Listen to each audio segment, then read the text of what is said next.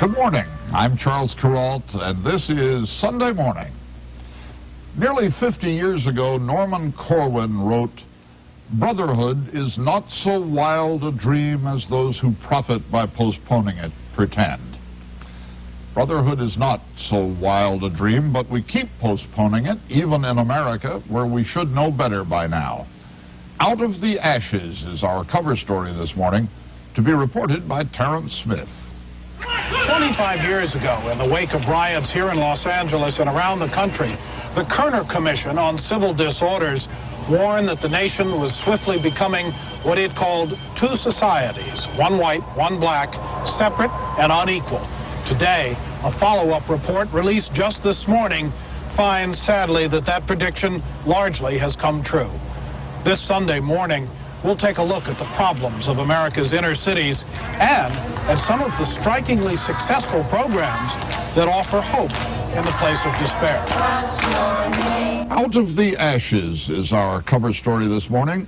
It deals with race, the old American dilemma, and it is based on a new report to the nation, which you will be reading in tomorrow morning's newspapers. A similar report came out 25 years ago. It was much discussed at the time and little acted upon. So in many respects, things are no better today. They are worse.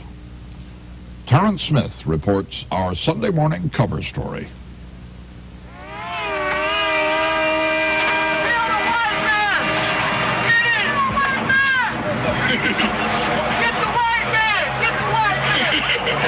This was Watts in 1965. Get your hands up. This was Detroit. And Newark in the summer of '67. And Washington, D.C. in '68. The American people are deeply disturbed.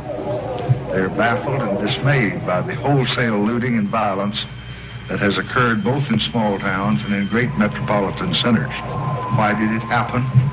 What can be done to prevent it from happening again and again? 25 years ago tomorrow, the Kerner Commission on Civil Disorders issued its famous report on the urban riots of the 1960s. That night, the late Harry Reasoner reported the findings on CBS. Our nation, says the report, is moving toward two separate societies, black and white, separate but unequal. If the division is allowed to widen, it says, we will find ourselves living in a state of tension and lawlessness held in check only by repression. Black justice! Black justice! Black justice! And this was Los Angeles just last spring, a violent reminder of the Commission's warning. Justice, gotta give him justice.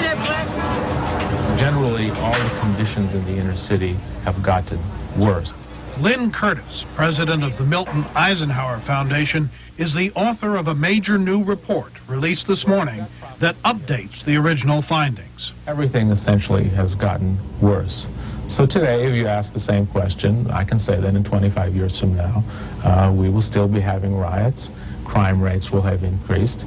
We will be still doubling our prison population every 10 years. The report focuses on the missed opportunities of the last 25 years and stresses that the same conditions that provoked the riots in the 1960s led to the violence here in South Central Los Angeles last year. You know, it's a pretty accurate report. Danny Bakewell heads the Brotherhood Crusade, a black self-help organization that has been working to improve economic conditions in South Central Los Angeles for 25 years. The reality is, if we don't correct this problem, it's going to happen.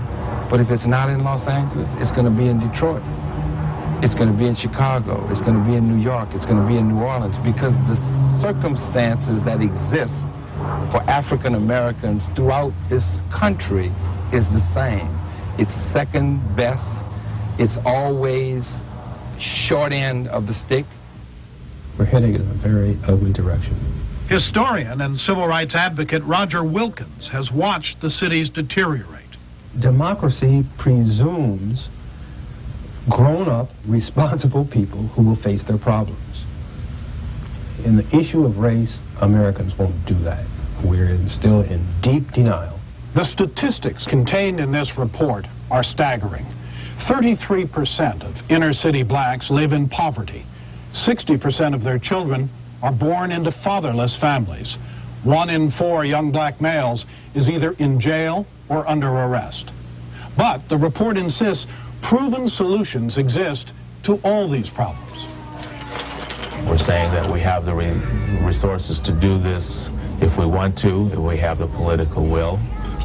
That what we need to do is replicate what works on a larger scale, like Head Start, toss out what doesn't work. The report cites Head Start as a model, as the nation's most successful program to help the inner cities. It feeds and teaches 700,000 preschool kids nationwide. But Head Start has never been fully funded, and only a quarter of all the eligible lower-income children are enrolled. For every $1 invested in Head Start, you get $5 in benefits, less crime, less drugs, less school dropouts, less welfare dependency. It makes economic sense. But Head Start is not enough. The report stresses that to be effective, similar support systems need to be extended to school children, teenagers, and young adults. In South Central Los Angeles, kids pour in after school at Lou Danzler's Challengers Boys and Girls Club. The club sends buses to the schools to make sure that the kids get there safely. It's safe, it's secure. Kids feel like this is theirs. It's like an oasis. We call it the oasis of South Central Los Angeles. All right, you see how we have QRST. Tutors conduct after-school classes here in computer skills and make sure that homework gets done. It's a simple formula and an effective one. That's right. You don't have to have a master or a PhD in order to understand what goes on around here. I mean, you got to have a commitment. You got to care. I mean, those things are so simple. You got to have love. You got to have discipline. You got to set standards. Lynn Curtis. Well, if we had 100 boys and girls clubs of that nature in that part of Los Angeles, we'd be cooking. We'd be doing something based on what works. This is a class about life, brothers. This is a class about life. Working, choosing a career is life. If you want to be in this class, you want this career, you got to discipline this. For inner-city youths who drop out of school, the report says, programs like Youth Build USA have already been proven to work. In Boston, Youth Build teaches math and basic architecture, helps students pass their high school equivalency exams, and gets them jobs in the construction trades. In the process, inner-city housing gets rehabilitated.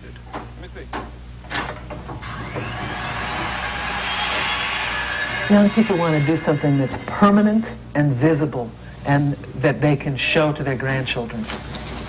Dorothy Stoneman founded Youth Build 15 years ago in New York's East Harlem. Things work. Programs work. Comprehensive programs run by young people in partnership with adults, rebuilding their own community and their own lives, work. They have to be funded. Funding is the key, the report says, and funding on a scale equal to the dimension of the problem.